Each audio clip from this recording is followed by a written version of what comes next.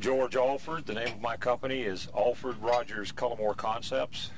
We are the inventors and patent holders of the blended chemical heat treatment process for well rehabilitation.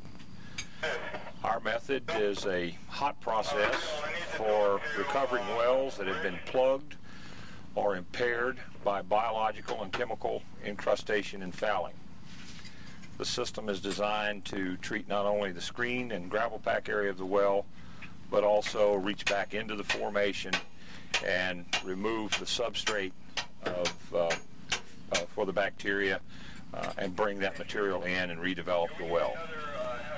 The process is a heat-based process using both acids and bases, whatever's required to clean the well. This particular project is at Milan Army Ammunition Plant in Milan, Tennessee.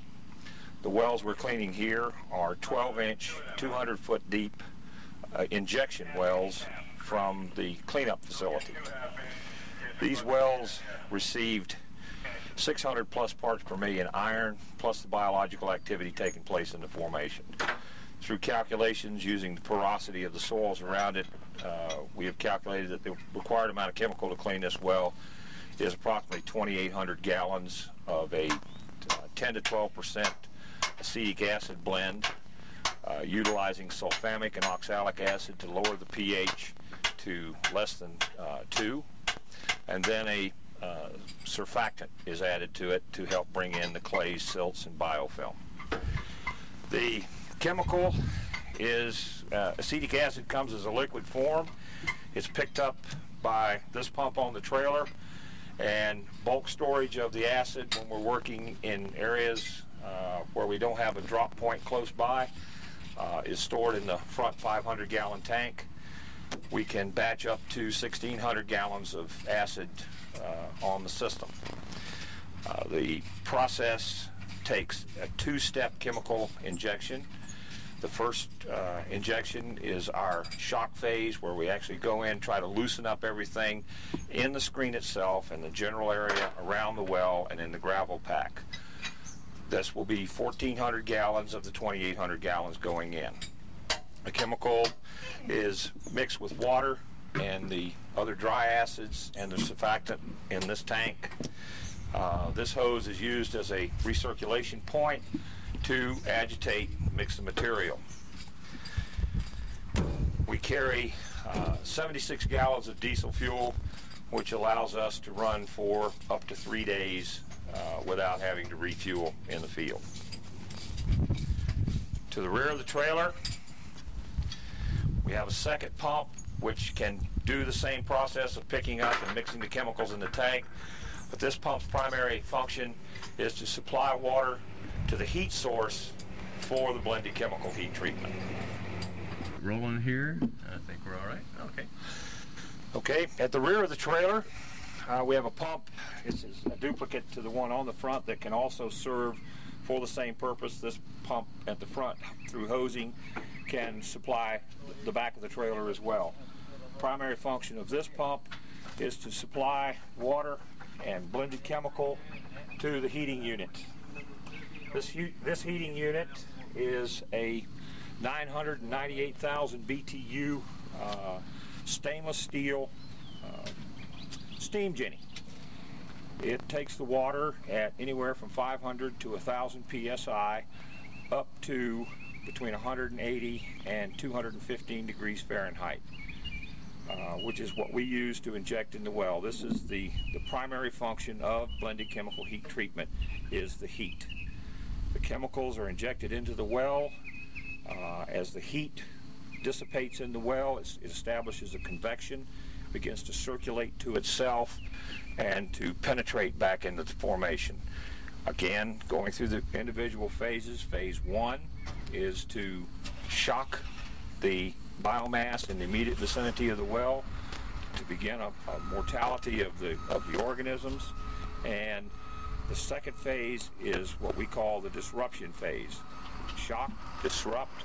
The disruption phase is the same 1,400 gallons of chemical blend added into the well. This allows the chemical to move even further back into the formation. This is to soften and continue to remove more of the biofilm, chemical deposits, clays, and silts, which are impairing the well from its function. That's it. Okay. The pump to the rear of the trailer can serve the same functions as the pump on the front of the trailer because they're tied together with a crossover hose, but the primary function of the rear pump is to supply water to the heat unit for the BCHT process. The water leaves the pump, travels down through the system, through two 100 micron filters, through a triplex stainless steel pump, which pressurizes the acid to the stainless steel boiler. The coil inside of the boiler will produce 998,000 BTUs of heat per hour at 10 gallons per minute. In other words, at 10 gallons per minute, this unit, the heat is leaving the water is leaving the nozzle at 10 GPM at a range, depending on the water temperature coming in, between 180 and 215 degrees Fahrenheit. The two stages the first two chemical injection stages of BCHT is the shock phase, which cleans the initial part of the screen back into the gravel pack and the general area close to the gravel pack in the formation. That is the shock phase. The shock phase comes one. The second phase is disrupt. The disruption phase is where we're actually pushing back into the formation, removing the biomass, the incrustations, the silts, and the clays. These are 12-inch injection wells from the treatment of explosives in the groundwater at Milan Army Ammunition Plant. They're 12-inch wells.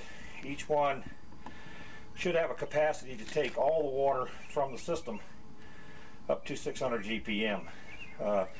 Due to biofouling, they now take 50 gallons or less. The wells are 200 feet deep with 150 feet of screen with a 55-foot injection pipe which runs 10 feet below the water level, static water level in the well. That's all there is. Okay, and we've pulled the pump off this, right? No, there's no pump on this. The line simply comes from the plant after the effluent from the treatment facility comes through the system, runs into a grid. These are motorized valves on the top to allow them to select which well, the yellow box there, which well they're going to inject their treated water into. What they're trying to do is dilute down what organics are here and actually set up a clean water barrier between here and the plant where the water is being extracted. Okay, what did we put off here? Just a filter? Yeah. No, this is a air and vacuum relief valve. Ah, okay. When the pressure comes at the system, it'll have maybe air running in front of it, and as that pressure builds up, what this will do is it'll allow that air to bleed off.